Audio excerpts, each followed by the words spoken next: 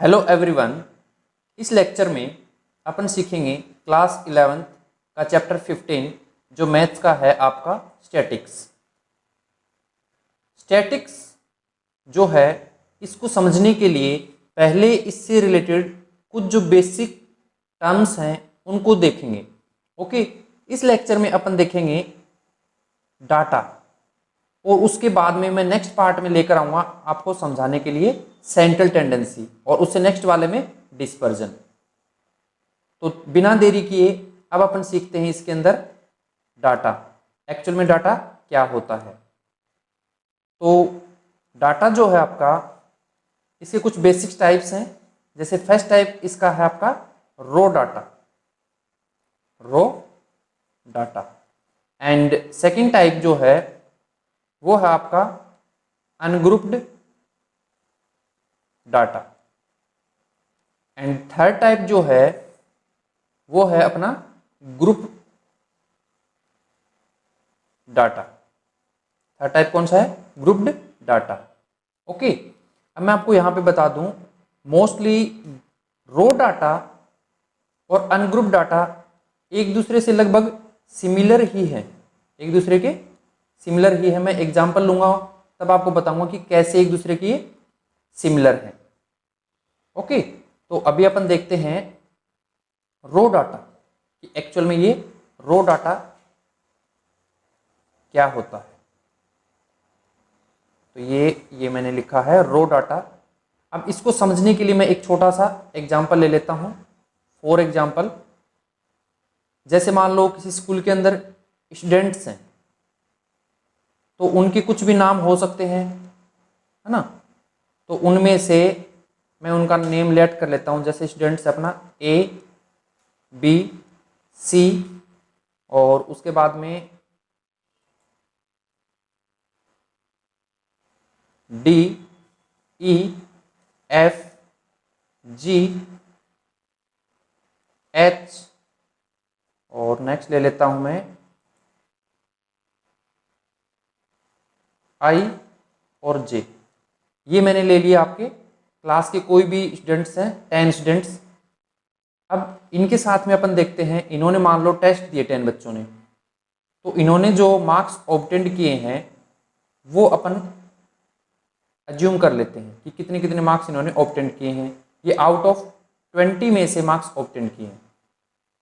जैसे जो स्टूडेंट्स ए है उसने मार्क्स ऑब्टेंड किए 17। स्टूडेंट बी जो है उन्होंने मार्क्स ऑब्टेन किए हैं 4। कितने मार्क्स किए हैं? 4। इसको मैं हटा देता हूं यहां से, इसको 4 बना देता हूं। ये आ गया आपका 4। नेक्स्ट जो सी स्टूडेंट है, जिसका कोई भी नाम हो सकता है सी पे, इन्होंने ऑब्टेन किए हैं 19। डी स्टूडेंट ने ऑब्टेन किए हैं मार्क्स मान लो 17। ई स्टूडेंट जो है इन्होंने ऑब्टेन किए हैं 13 ले लेते हैं चलो। एफ स्टूडेंट जो है इन्होंने, इनके भी 17 ले लेते हैं। जी पे जो है इन्होंने भी मान लो 17 मार्क्स ही गेन किए हैं। ओके, आगे ले लेते हैं अपन जी के बाद में एच। एच के लिए मान लिया इन्होंने 10 मार्क्स ले लिए। आई पे जिनका नेम है उन्होंने ले लिए 17। ओके, और जो आपका लास्ट है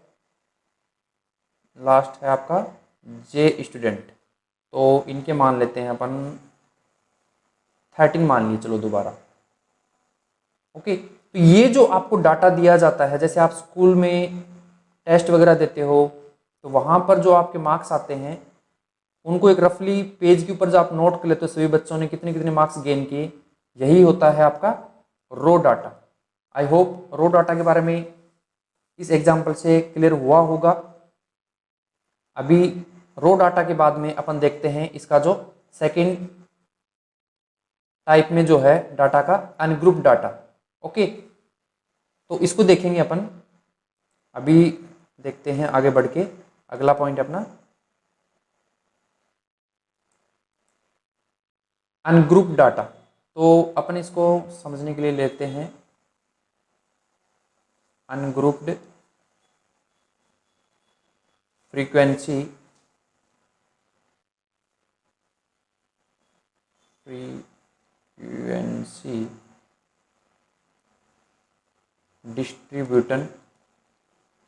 डिस्ट्रीब्यूशन टेबल। इसकी एक मैं टेबल ले लेता हूँ। ओके, अब इसी एग्जाम्पल को अपन रो डाटा से भी कंपेयर कर सकते हैं। जैसे आपने पीछे पढ़ा होगा छोटी क्लासेस जो थी 7th 8th क्लास में कि यहाँ पर 17 कितने टाइम है। 17 को अगर काउंट करें तो आप देख लो कितने टाइम है यहाँ पर। 17 1 2 3 4 और 5 कितने टाइम है? 5 टाइम है 17। तो अपन इसी टेबल को दोबारा रिपीट कर लेते हैं ताकि इसको समझ पाएं अच्छे से। तो ये लो, मैंने उसी टेबल को दोबारा बनाया है। मार्क्स जो क्लास के अंदर बच्चों ने गेन किए थे वो, और इधर लिख लेता हूँ नंबर ऑफ स्टूडेंट्स। ओके, तो जो अपन ने बच्चों की जो रो डाटा एक लिस्ट बनाई थी उसमें सबसे पहले सबसे कम आ रखे हैं आपके 4, और वो भी 1 टाइम आ रखा है। तो मैंने इसको बना दिया, ये हो जा,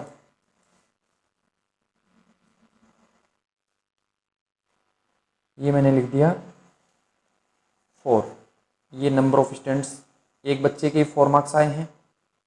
उसके बाद में नेक्स्ट जो है अपन ले लेते हैं 10। 10 जो है वो भी अपना एक ही स्टूडेंट है, उन्होंने गेन किया है। तो ये मैंने लिख दिया 10 मार्क्स ऑब्टेन किए हैं एक ही स्टूडेंट ने। उनके बाद में नेक्स्ट जो है 13। नेक्स्ट जो है अपना 13, तो 13 जो है 2 टाइम्स है। तो ये 13 के लिए बना लेते हैं टेबल।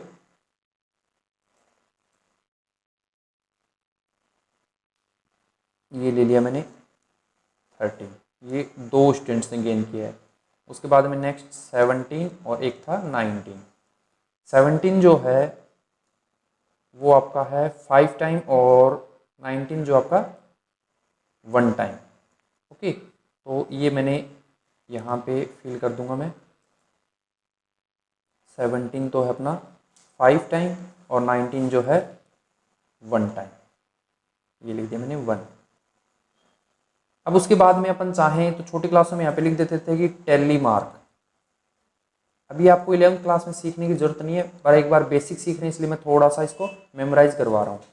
तो जैसे 1 है तो 1 लिख दिया, 1 है 1, 2 है तो 2 लाइनें ड्रॉ कर दी, 5 है तो 1 2 3 4, और ये मैंने इनको 5 को कट कर दिया, ये 1 हो गया। अब उसके बाद में अपन अगर चाहें तो इनको नेम दे सकते हैं, जैसे मार्क्स। मार्क्स जो है आप इसको कह सकते हो XI। क्या बोल दिया मैंने इसको? XI। और जो नंबर ऑफ स्टूडेंट्स हैं इसको मान लिया मैंने फ्रीक्वेंसी, मतलब FI से डिनोट कर दिया। अब यहाँ पर अगर मैं इनका टोटल करूँ तो FI और इंटू XI, इनको इंटू कर लेता हूँ।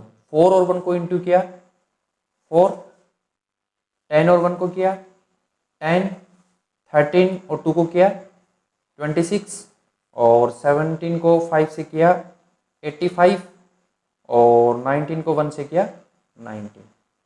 ओके, तो ये हो गया अपना अनग्रुप्ड फ्रीक्वेंसी डिस्ट्रीब्यूशन टेबल जो थी वो। अब इसके अंदर जो है इसका सम करके देखते हैं। तो अगर अपन इनका सम करें तो ये जो सम है इनका ये आएगा अपना 4 और 10 14, और ये 40, और ये 85 करेंगे 85 और 14, और ये 19, तो ये आ गया अपना 144। ओके, और अगर वहीं अगर अपन रो डाटा का करके देखें, रो डाटा में जो बच्चों ने ऑब्टेन किए हैं मार्क्स वो देखें तो 17 और 4 21 और 9 40, 40 इन दोनों को अलग से ऐड कर लेते हैं, ये होते हैं आपके 30, और ऊपर वाले थे 40, ये हो गए आपके 34, और ये दोनों हो जाएंगे आपके 27 और नीचे फिर आपका था 13। तो ये सारा का सारा जब ऐड किया तब भी अपना क्या आ रहा है, टोटल सम 144 आ रहा है। और जब अपन ने इसको फ्रीक्वेंसी की फॉर्म में लिखकर फिर किया तब भी 144 आ रहा है। तो आई होप आपको 10th में ये चीज़ पहले से बता रखी होगी कि एफ आई और एक्स आई को इंटू क्यों किया जाता है जब वो नंबर ऑफ फ्रीक्वेंसी देते हैं तो किस तरीके से।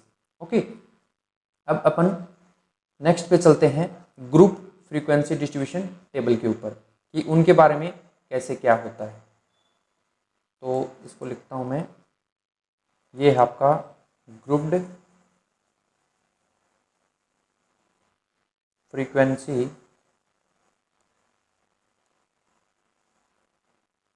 डिस्ट्रीब्यूशन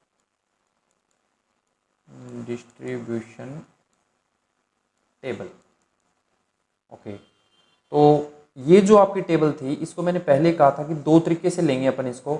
एक तो होगा कॉन्टिन्यूस डाटा, फर्स्ट टाइप तो कौन सा है, continuous data, and other type जो था discontinuous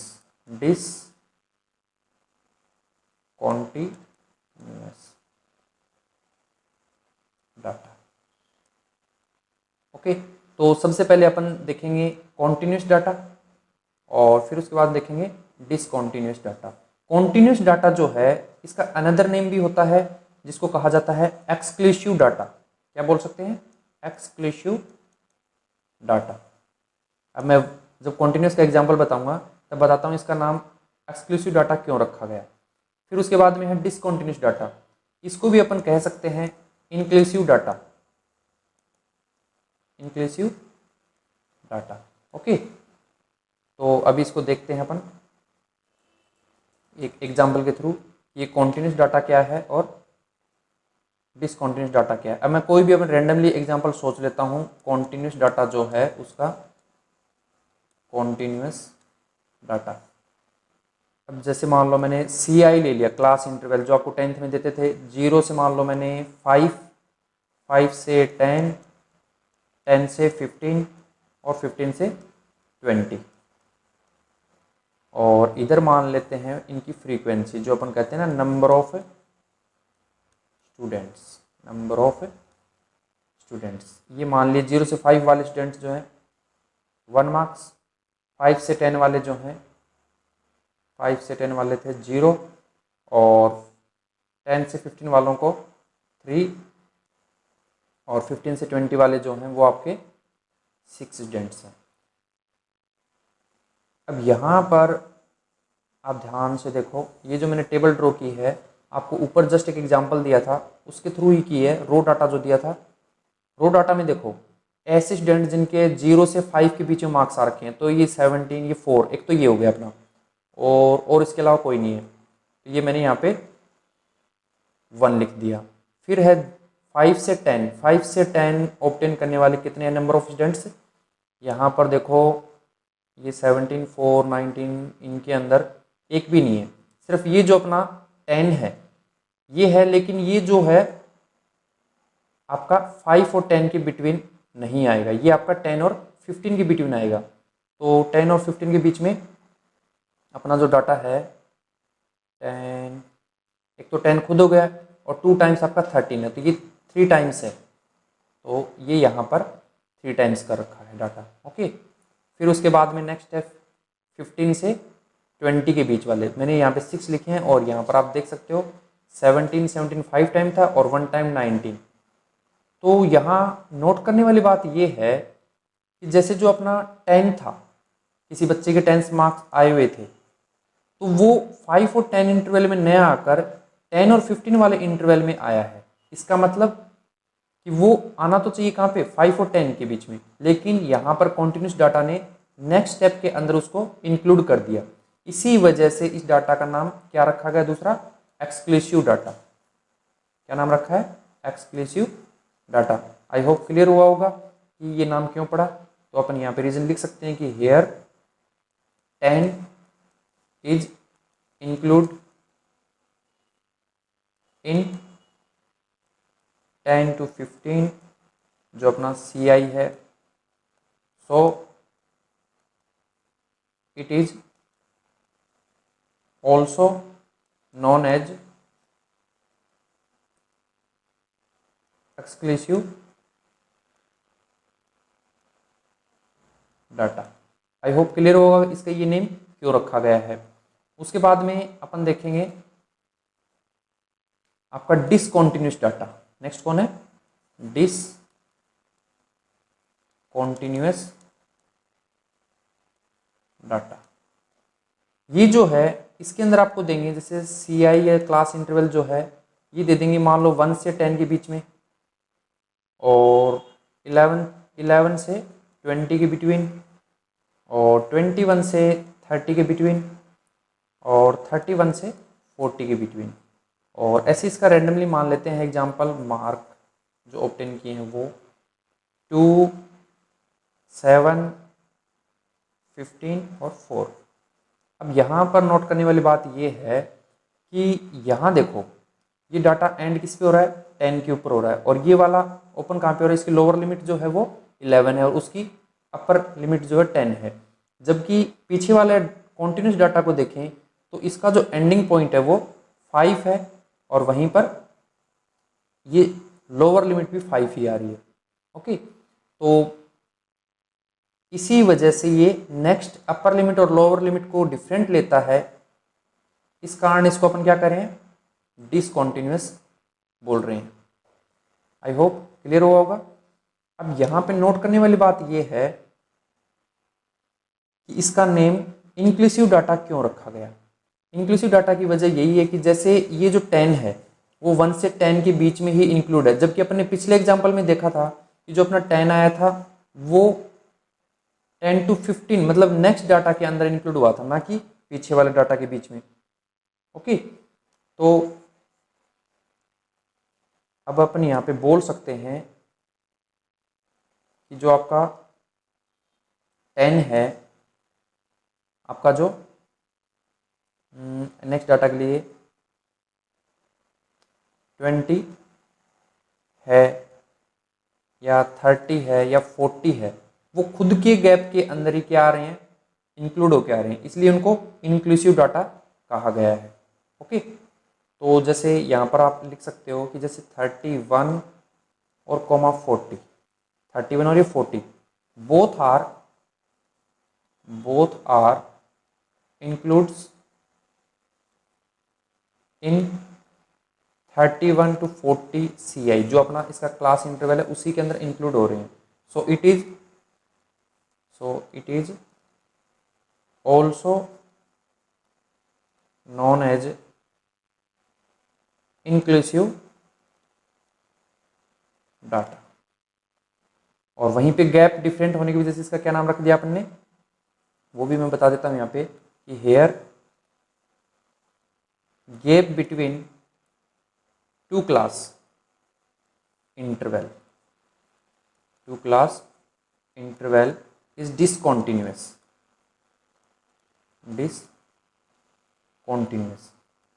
so it is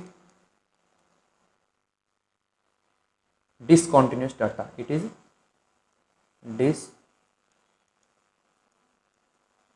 discontinuous data। अब ये यहाँ पे नोट करने वाला था कि 1 और 10 के बीच में जो गैप है 10 का है, 11 और 20 के बीच भी डिफरेंस 10 का ही है, लेकिन अपन यहाँ अपर लिमिट और लोअर लिमिट जो है हर स्टेप में जो गैप डिफरेंस है उसको कहा गया है डिसकॉन्टिन्यूस डाटा, ना कि इनके बीच के अंदर जो डिफरेंस होता है वो। ओके, आई होप यहाँ तक अच्छे से क्लियर हुआ होगा। अब यहाँ पे मैं एक छोटा सा प्रैक्टिस क्वेश्चन ले लेता हूँ जिसको आप करके देखना कि किस तरीके से होगा। तो प्रैक्टिस क्वेश्चन ये है, मान लो आपका प्रैक्टिस क्वेश्चन मान लिया, कन्वर्ट फॉलोइंग discontinuous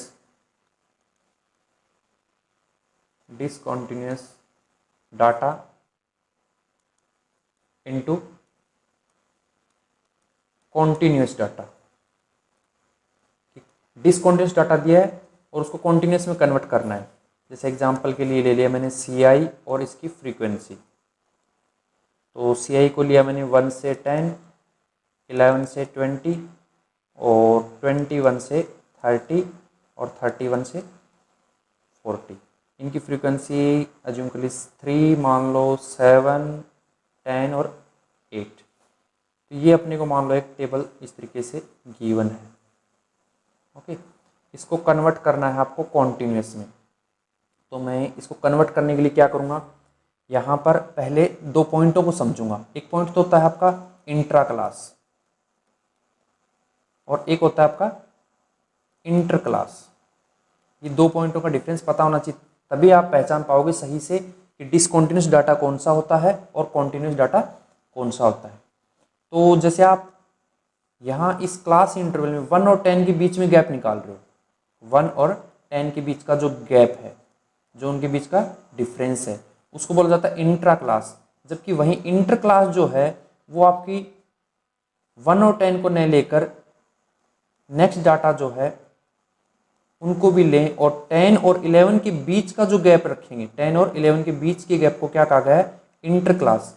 और जब इंटर क्लास डिफरेंस अलग होता है तब उसको अपन क्या नाम रख लेते हैं, डिसकंटिन्यूस डाटा। ओके, तो अभी यहाँ पे अपन इसको कन्वर्ट करेंगे। तो कन्वर्ट करने के लिए मैं यहाँ पे पॉइंट ले लेता हूँ, जो अपना डाटा है CI है आपका 10। तो ये मैंने लिखा CI और ये 1 है और ये 10। तो इसको कॉन्टिन्यूस बनाने के लिए क्या करें कि सबसे पहले अपन इन दोनों के बीच का जो इंटर क्लास डिफरेंस है, जैसे 10 है और इसका 11 है, इन दोनों का जो इंटर क्लास डिफरेंस है वो देख लो। तो इनका दोनों का डिफरेंस आपका 1, उस 1 को 2 से डिवाइड करें तो 0.5 आता है। तो इसको कॉन्टिन्यूस में कन्वर्ट करने के लिए आप क्या करो कि 0.5 को अपर लिमिट में तो ऐड कर दो और लोअर लिमिट में डिवाइड कर दो। जैसे ये 1 है तो इसके अंदर अपन 0.5 को माइनस कर देंगे तो ये आ जाएगा अपना 0.5 और 10 में ऐड करना है तो ये आ जाएगा आपका 10.5। और इसी तरीके से नेक्स्ट जो 11 है उसमें से 0.5 माइनस करेंगे, देन आएगा 10.5 और ये आ जाएगा अपना नेक्स्ट 20.5। अब इसको थोड़ा सा और स्क्रॉल कर लेते हैं। तो ये आ गया 10 और उसके बाद में था आपका 21। तो 21 में से 0.5 माइनस किया तो ये आ गया 20.5 और ये आ जाएगा आपका 30.5।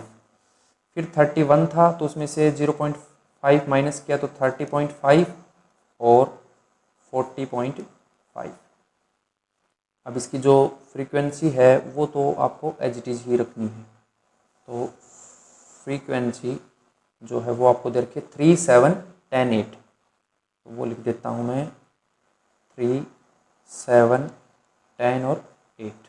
तो इस तरीके से अपन ने यहाँ पर देखा कि किस तरीके से इनको डिसकंटिन्यूस डाटा को कॉन्टिन्यूस डाटा में कन्वर्ट किया जाता है। आई होप सही तरीके से आपको समझ में आया होगा।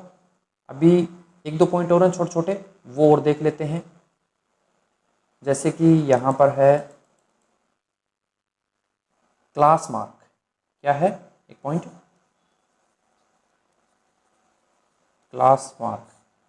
ये क्या होता है, जैसे कोई भी एक रैंडमली एग्जांपल ले लिया, CI जो आपको दिया है वो है आपका 0 से 10, 10 से 20, 20 से 30 और 30 से 40, जिसके अंदर अगर आपको इसकी क्लास इंटरवल निकालना है तो अपन निकाल सकते हैं कि जैसे XI इज इक्वल टू इसकी अपर लिमिट और लोअर लिमिट, मतलब lower limit plus upper limit और अपॉन में 2, जो इन दोनों के बीच का डिफरेंस है। ये आपको 10th में सिखाया हुआ है ऑलरेडी पहले से कि 0 और 10, इसकी 0 है ये लोअर लिमिट है और 10 है वो अपर लिमिट है। तो यहाँ पर अपन इसको लिख सकते हैं, या मैं रफली करके देख लेता हूँ, 0 + 10 अपॉन में 2, ये आपकी लोअर लिमिट है और ये वाली आपकी अपर लिमिट है। तो दोनों को ऐड करके करेंगे तो आएगा अपना 5। ऐसे ही 10 और 20 दोनों को ऐड करके 2 से डिवाइड कर लेंगे तो ये आ जाए आपका 15। अब इस तरीके से हो गया। बाकी आप इनमें जो हाइट दिया है, इनका जो गैप डिफरेंस दिया है वो भी ऐड करके कर सकते हो डायरेक्ट, जैसे 25 और 35। तो ये होता है आपका क्लास मार्क। ओके, वहीं एक पॉइंट और होता है इससे थोड़ा सा similar, just class size. Next point क्या होता है? Class size. क्लास साइज का मीनिंग ये है कि जैसे मान लो आपको गैप दिया है 0 से 10 या मान लो 10 से 20, तो यहाँ अगर आप देखोगे 0 से 10 ये जो दे रखा है 0 से 10 जो है वो आपका गैप शो करेगा, वहाँ पर कौन कौन से एलिमेंट को कंसिस्ट कर रहा है वो। तो 0 से 10 जो होता है ये 0, 1, 2, 3, 4, 5, 6, 7, 8, 9 और 10 को इंक्लूड कर रहा है या नहीं कर रहा। ये यहाँ पे 10 को इंक्लूड नहीं कर रहा, क्योंकि जो 10 है वो पहले बताया था किस डाटा में चला जाता है, नेक्स्ट वाले में चला जाता है। तो ये अपना होगा 9। तो टोटल कितने हो गए? 1, 2, 3, 4, 5, 6, 7, 8 और 9 और ये 10। मतलब इसकी साइज जो है क्लास साइज वो 10 होगी, मतलब इसके अंदर 10 एलिमेंट्स इंक्लूड हैं। वहीं अगर 10 से 20 वाले डाटा की बात करेंगे तो इसमें आएंगे 10, 11, 12, 13, 14, 15, 16, 17, 18 और 19। इनको भी काउंट करेंगे तो ये भी 10 की साइज का ही क्लास साइज ले रखा है। आई होप यहाँ तक बिल्कुल क्लियर हुआ होगा कि क्लास साइज क्या होती है। उससे पहले अपन ने क्लास मार्क भी समझ में आ गया होगा। तो आज के लेक्चर में बस इतना ही करेंगे, मिलते हैं नेक्स्ट लेक्चर में। जो आपका सेकंड पार्ट रह गया, कौन सा? सेंट्रल टेंडेंसी, कि ये सेंट्रल टेंडेंसी क्या होती है।